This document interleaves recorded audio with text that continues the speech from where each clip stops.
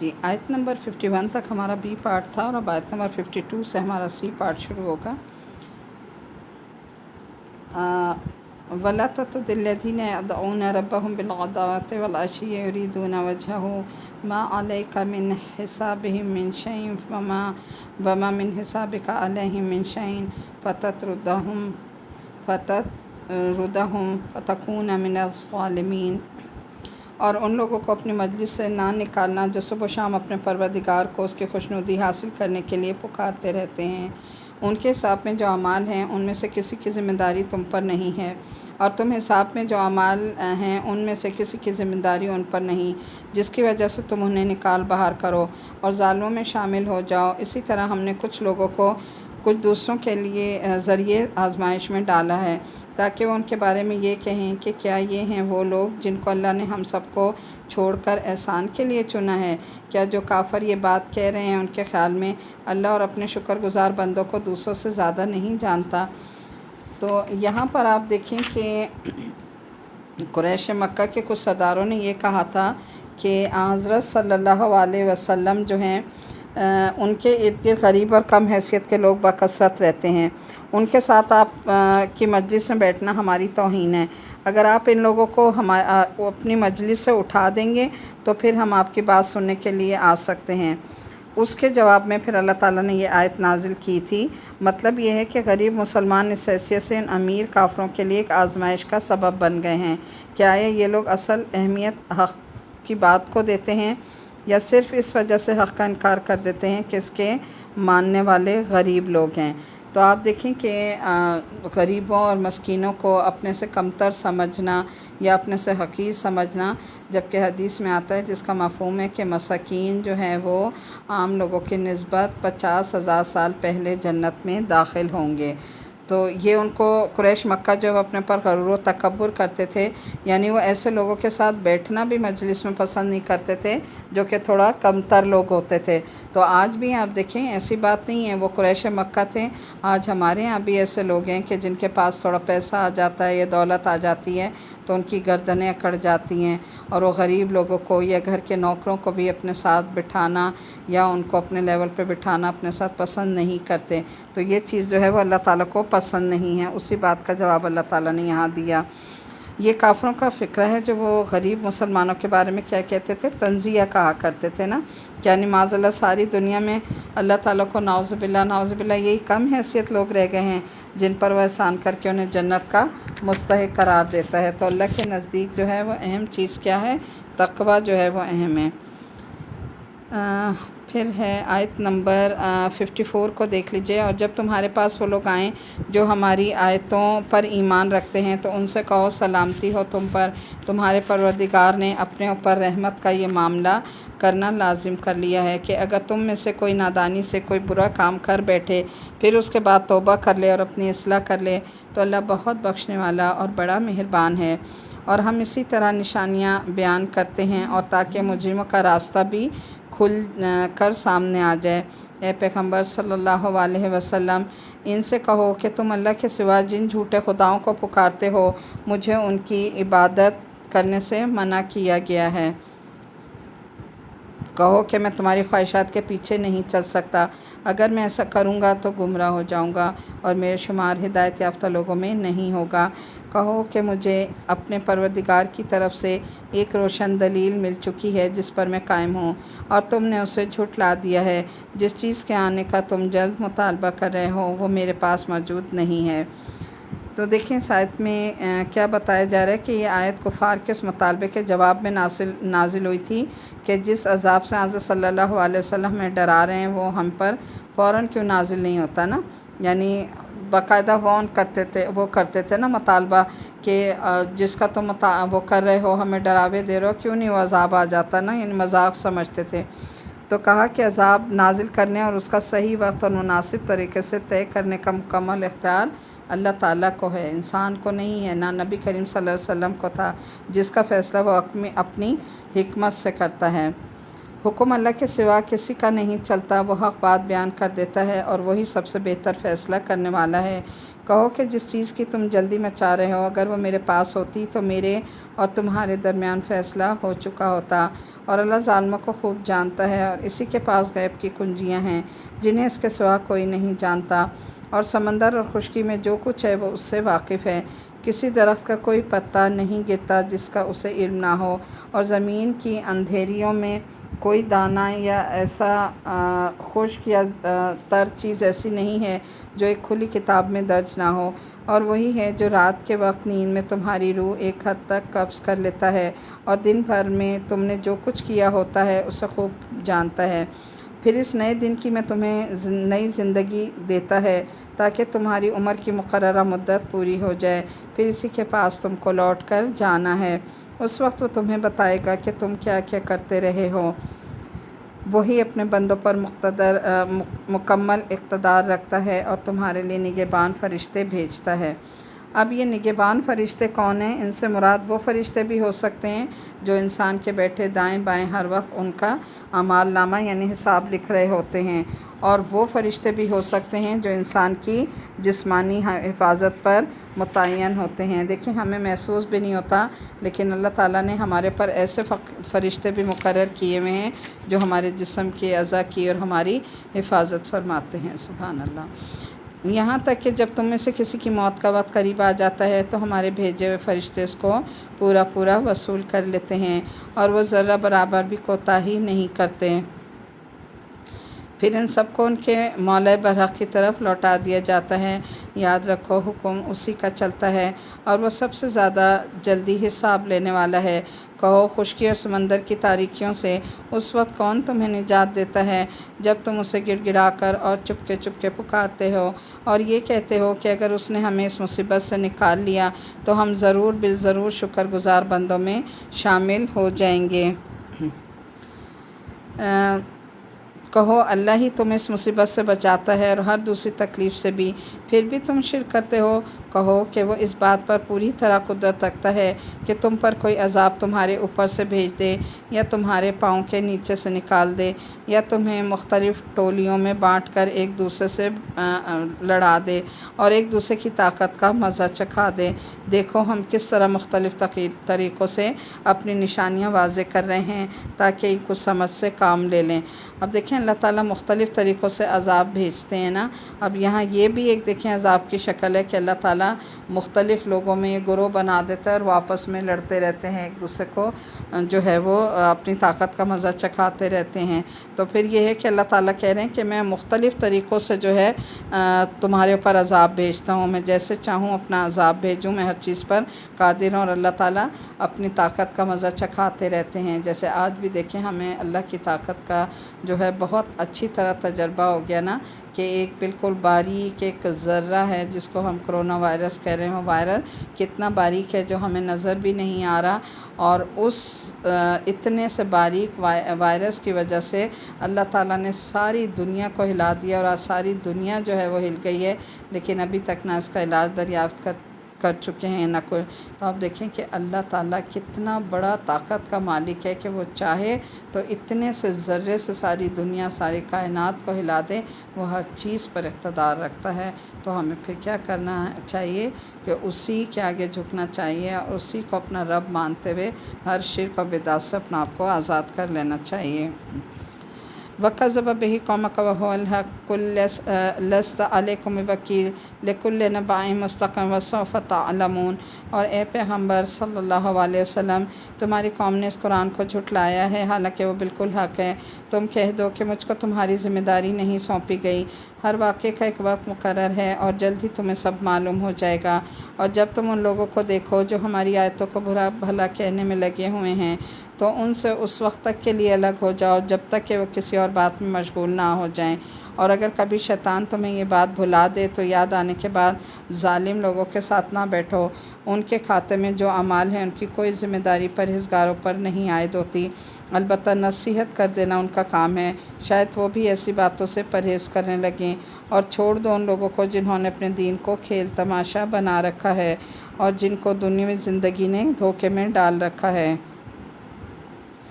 اب دیکھیں یہاں یہ بتایا جا رہا ہے کہ یعنی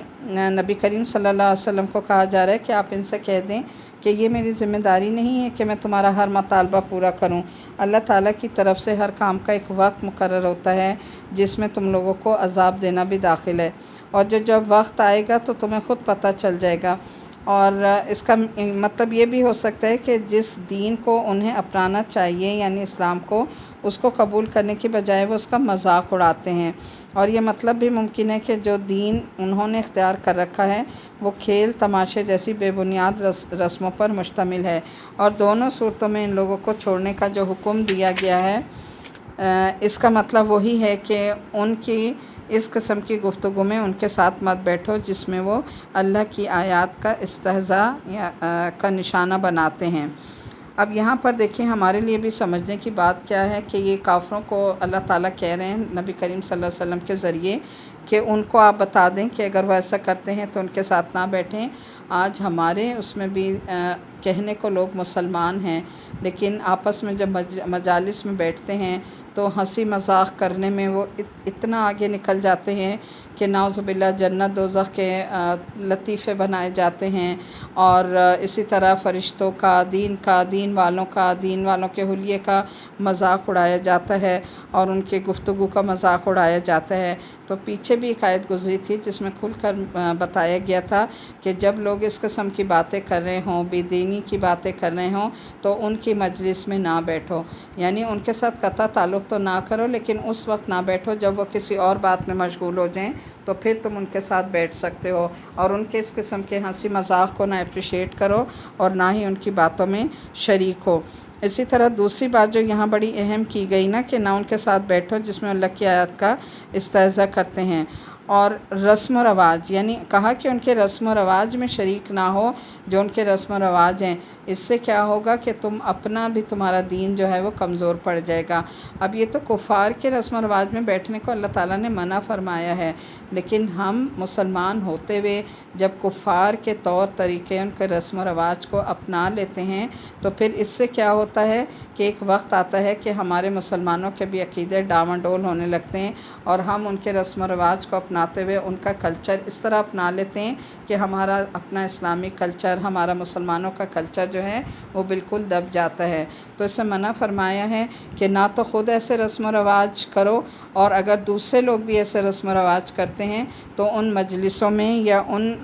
رسم و رواج میں شریک نہ ہو۔ جیسے برتھڈیز ہیں، کس کی ہیں؟ یہ یہودیوں کی رسم ہے نا، تو کہا کہ اگر یہ لوگ مناتے ہیں تو تم اس میں مت جاؤ، مت اس میں بیٹھو۔ اسی طرح ہندوؤں کے جو رسم و رواج ہیں، مہندی ہے، مائیوں ہیں، سوئم ہیں، 40ویں جمعرات، یہ سارا سب کچھ کیا ہے؟ ہم نے کافروں سے لی ہیں نا یہ ساری چیزیں، ہندوؤں سے لی ہیں، کافروں سے لی ہیں، غیر مسلموں سے لی ہیں۔ تو یہاں منع کر رہے ہیں، اللہ تعالیٰ واضح منع فرما رہے ہیں کہ اگر یہ لوگ کافروں کو کہہ رہے ہیں کہ کرتے تو یہ کافر تھے، لیکن آج ان کافروں کے طور طریقے بد نصیبی سے ہم مسلمانوں نے بھی اپنے رسم و رواج میں شامل کر لیے ہیں۔ تو ہمیں بہت زیادہ محتاط رہنا چاہیے کہ جس چیز کو اللہ نے منع فرمایا ہے اس چیز میں ہمارے لیے کبھی بھی خیر نہیں ہو سکتی۔ آیت نمبر 72 ہے وَأَنْ أَقِيمُوا الصَّلَاةَ وَاتَّقُوهُ وَهُوَ الَّذِي إِلَيْهِ تُحْشَرُونَ وَهُوَ الَّذِي خَلَقَ السَّمَاوَاتِ وَالْأَرْضَ بِالْحَقِّ وَيَوْمَ يَقُولُ كُن فَيَكُونُ قوله الحق وله الملك يوم ينفخ في الصور عالم الغیب والشہادہ وهو الحکیم الخبیر۔ اور یہ حکم دیا گیا ہے کہ نماز قائم کرو اور اس کی نافرمانی سے ڈرتے رہو، اور وہی ہے جس کی طرف تم سب کو اکٹھا کر کے لایا جائے گا، اور وہی ذات ہے جس نے آسمانوں اور زمین کو برحق پیدا کیا ہے، اور جس دن وہ روز قیامت کہے گا کہ تو ہو جا تو وہ ہو جائے گی، اس کا قول برحق ہے، اور جس دن سور پھونکا جائے گا اس دن بادشاہی اسی کی ہوگی۔ وہ غائب و حاضر ہر چیز کو جاننے والا ہے، اور وہی بڑی حکمت والا ہے، پوری طرح باخبر ہے۔ اب یہاں دیکھیں کہ آیت نمبر 72 اور 73 میں جو بات بتائی گئی وہ کیا ہے کہ یعنی اللہ تعالیٰ نے اس کائنات کو ایک برحق مقصد سے پیدا کیا ہے، اور وہ مقصد کیا ہے کہ جو لوگ یہاں اچھے کام کریں گے انہیں انعام دیا جائے گا، اور جو لوگ بدکار اور ظالم ہوں گے انہیں سزا دی جائے گی۔ یہ مقصد اسی وقت حاصل ہو سکتا ہے کہ جب دنیوی زندگی کے بعد ایک اور زندگی ہو جس میں جزا اور سزا کا یہ مقصد پورا ہو۔ اور آگے بیان فرمایا جا رہا ہے، یعنی آخرت کا دن کیوں ضروری ہے کہ جو کچھ انسان نے دنیا میں اگر اچھے اعمال کیے ہیں تو اس کا اجر اسے جنت کی صورت میں، انعام کی صورت میں دیا جائے، اور اگر برے اعمال کیے ہیں تو پھر آخرت میں اسے اس کی سزا جہنم کی صورت میں ملے۔ تو آگے اس مقصد کے لیے دنیا میں لوگوں کو دوبارہ زندگی دینا اللہ تعالیٰ کے لیے کچھ مشکل نہیں۔ جب وہ چاہے گا تو قیامت کو وجود میں آنے کا حکم دے گا اور وہ وجود میں آ جائے گی، اور چونکہ وہ حاضر و غائب ہر چیز کو پوری طرح سے جانتا ہے، اس لیے لوگوں کو مرنے کے بعد اکٹھا کرنا بھی اسی کے لیے کوئی مشکل نہیں۔ البتہ چونکہ وہ حکمت والا ہے، اسی لیے وہ اس وقت قیامت قائم فرما دے گا جب اس کی حکمت کا تقاضا ہوگا۔ آگے جو اس کی ڈیٹیل ہے وہ یہ کہ اگرچہ دنیا میں بھی حقیقی بادشاہی اللہ تعالیٰ کی ہی ہے، لیکن یہاں ظاہری طور پر آپ دیکھیں بہت سے مختلف حکمران ہوتے ہیں، ہر ملک کا اپنا ایک حکمران ہوتا ہے، ہر ریاست کا اپنا حکمران ہے، لیکن کیا ہوگا کہ جب قیامت کا سور پھونک دیا جائے گا تو اس وقت پھر یہ ساری جو ظاہری حکومتیں ہیں جو دنیا میں اس وقت قائم ہیں وہ سب کی سب ختم ہو جائیں گی، اور ظاہری اور باطنی ہر اعتبار سے بادشاہی پھر صرف اور صرف اللہ تعالیٰ کی ہوگی، اور فیصلے جو ہے وہ پھر اسی کے حکم سے چکائے جائیں گے۔ تو ہمیں پھر کس کی بات ماننی ہے؟ صرف اور صرف اللہ تعالیٰ کی۔ یہاں آپ کا آیت نمبر 73 تک ہو گیا، آگے 74 کا آیت 74 ہے، وَإِذْ قَالَ إِبْرَاهِيمُ لِأَبِيهِ آزَرَ أَتَّخِذُ أَصْنَامًا آلِهَةً إِنِّي أَرَاكَ وَقَوْمَكَ فِي ضَلَالٍ مُّبِينٍ وَكَذَلِكَ نُرِي إِبْرَاهِيمَ مَلَكُوتَ السَّمَاوَاتِ وَالْأَرْضِ وَلِيَكُونَ مِنَ الْمُوقِنِينَ۔ اور اس وقت کا ذکر سنو جب ابراہیم علیہ السلام نے اپنے باپ آزر سے کہا تھا کہ کیا آپ بتوں کو خدا بنائے بیٹھے ہیں؟ میں دیکھ رہا ہوں کہ آپ اور آپ کی قوم کھلی گمراہی میں مبتلا ہے۔ اور اسی طرح ہم ابراہیم علیہ السلام کو آسمانوں اور زمین کی سلطنت کا نظارہ کراتے تھے، اور مقصد یہ تھا کہ وہ مکمل یقین رکھنے والوں میں شامل ہو جائیں۔ چنانچہ جب ان پر رات چھائی تو انہوں نے ایک ستارہ دیکھا، کہنے لگے کہ یہ میرا رب ہے۔ پھر جب وہ ڈوب گیا تو انہوں نے کہا کہ میں ڈوبنے والوں کو پسند نہیں کرتا۔ پھر جب انہوں نے چاند کو چمکتے دیکھا تو کہا کہ یہ میرا رب ہے، لیکن جب وہ بھی ڈوب گیا تو کہنے لگے کہ اگر میرا رب مجھے ہدایت نہ دے تو میں یقیناً گمراہ لوگوں میں شامل ہو جاؤں۔ پھر جب انہوں نے سورج کو چمکتے دیکھا تو کہا یہ میرا رب ہے، یہ زیادہ بڑا ہے۔ پھر جب وہ بھی غروب ہو گیا تو انہوں نے کہا کہ اے میری قوم، جن جن چیزوں کو تم اللہ کی خدائی میں شریک کرتے ہو میں ان سب سے بیزار ہوں۔ انی وجہت وجہی للذی فطر السماوات والارض حنیفا وما انا من المشرکین۔ میں ان سب سے بیزار ہوں، میں نے تو پوری طرح یکسو ہو کر اپنا رخ اس ذات کی طرف کر لیا جس نے آسمانوں اور زمین کو پیدا کیا ہے، اور میں شرک کرنے والوں میں سے نہیں ہوں۔ اور پھر یہ ہوا کہ ان کی قوم نے حجت شروع کر دی۔ اب یہاں پر دیکھیں کہ حضرت ابراہیم علیہ السلام کو، جن کو اللہ تعالیٰ نے اپنا خلیل یعنی اپنا دوست بنایا تھا،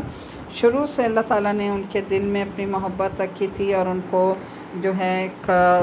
وہ دی تھی، پہچان دی تھی کہ وہ پہچان سکتے تھے کہ آخر میرا رب کون ہے۔ تو وہ جب کائنات پہ غور و فکر کرتے تھے، انہوں نے سب کو اکٹھا کیا اور انہوں نے سب کو، اپنی قوم کو غور و فکر کی دعوت دی، اور دعوت دینے کے بعد انہوں نے ستاروں کو دیکھا، چاند کو دیکھا، سورج کو دیکھا۔ جب وہ سب کے سب باری باری غروب ہوتے گئے تو انہوں نے کہا کہ جو ڈوبنے والا ہے وہ تو میرا رب ہو ہی نہیں سکتا، میرا رب تو وہ ہے جو ان چیزوں کو خود نکالتا ہے اور خود اللہ کے حکم سے یہ چیزیں ڈوب جاتی ہیں، لہٰذا میرا رب جو ہے وہ بہت بڑا ہے۔ اور انہوں نے کہا کہ میں ان تمام چیزوں سے بیزار ہوں، اگر اللہ مجھے ہدایت نہ دیتا تو شاید میں بھی گمراہ ہو جاتا۔ تو انہوں نے کہا کہ میں نے اپنا رخ جو ہے وہ کس کی طرف پھیر لیا ہے؟ اس رب کی طرف پھیر لیا ہے جو تمام آسمان اور زمینوں کا رب ہے، ماننے والا ہے۔ یہ جو دعا ہے نا آیت نمبر 79، یہ قربانی کی بھی دعا ہے اور نماز کی بھی دعا ہے کہ یہ اس سے پہلے ہم دعا پڑھتے ہیں۔ پھر اس کے بعد ہے کہ حضرت ابراہیم علیہ السلام سے ان لوگوں نے کیا کیا؟ حجت کی۔ ان کی قوم نے دو باتیں کہیں، ایک یہ کہ ہم برسوں سے اپنے باپ دادا کو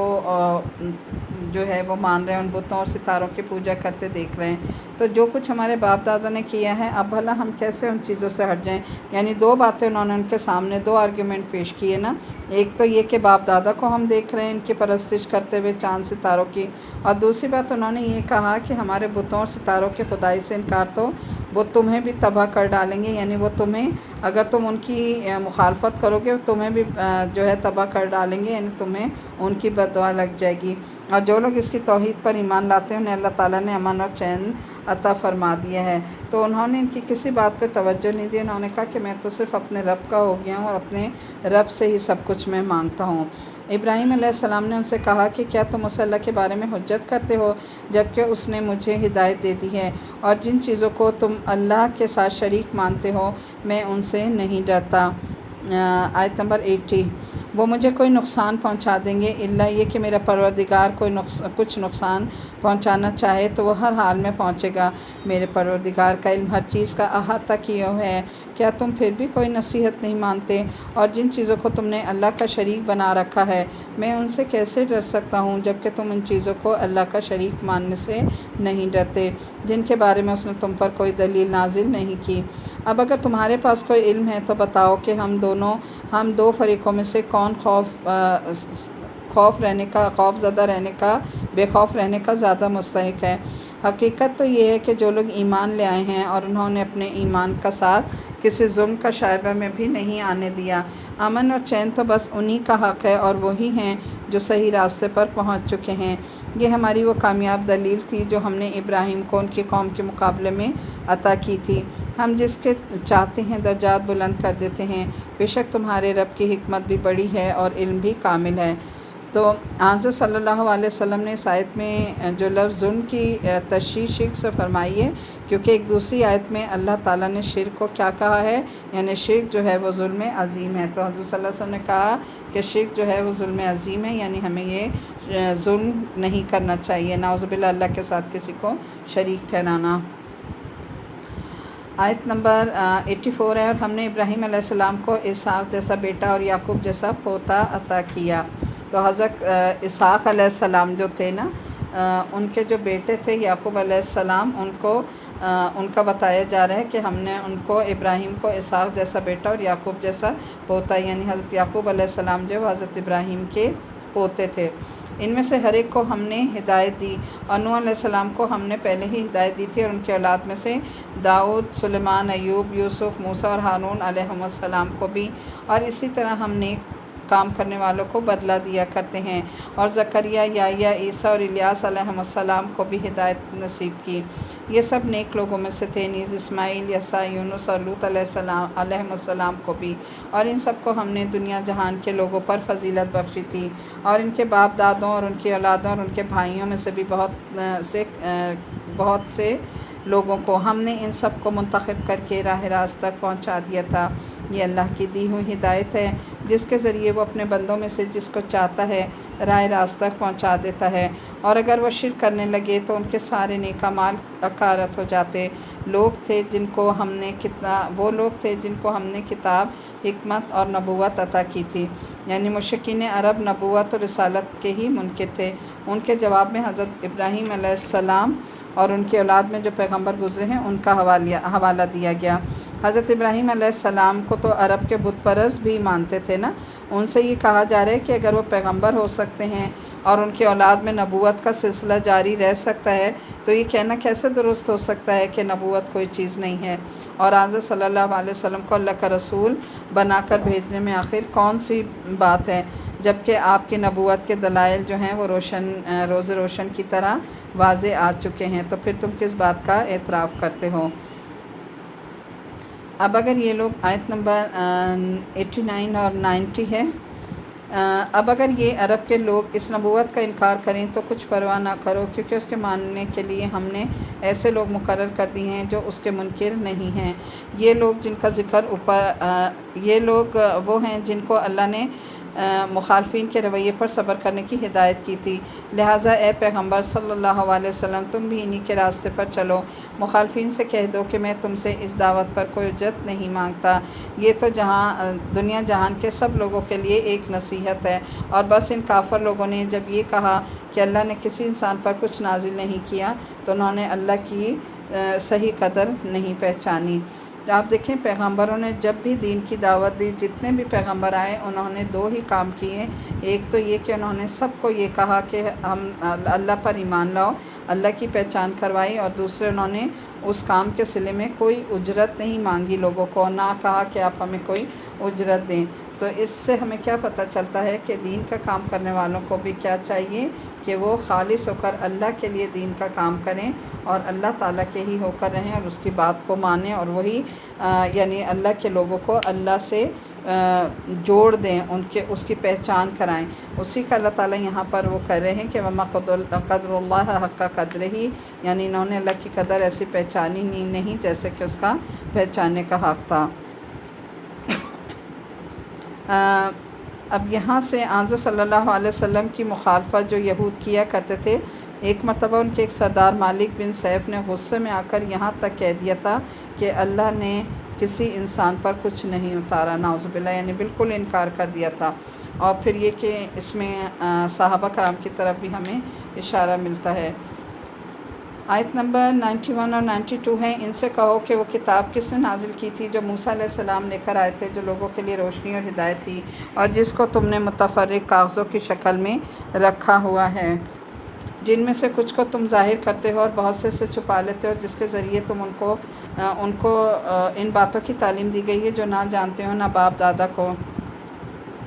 اے پیغمبر صلی اللہ علیہ وسلم تم خود ہی سوال کے جواب میں اتنا کہہ دو کہ وہ کتاب اللہ نے نازل کی تھی، پھر ان کو ان کے حال پر چھوڑ دو کہ یہ اپنی بیہودہ گفتگو میں مشغول رہ کر دل لگی کرتے رہیں، اور اسی طرح یہ بڑی برکت والی کتاب ہے جو ہم نے اتاری ہے، پچھلی آسمانی ہدایت کی تصدیق کرنے والی ہے، تاکہ تم اس کے ذریعے بستیوں کے مرکز یعنی مکہ اور اس کے ارد گرد رہنے والوں کو خبردار کرو، اور جو لوگ آخرت پر ایمان رکھتے ہیں وہ اس پر بھی ایمان رکھتے ہیں اور وہ اپنے نمازوں کی پوری حفاظت کرتے ہیں۔ والذین یؤمنون بالآخرۃ یؤمنون بہ وہم علی صلاتہم یحافظون، یعنی پوری کتاب کو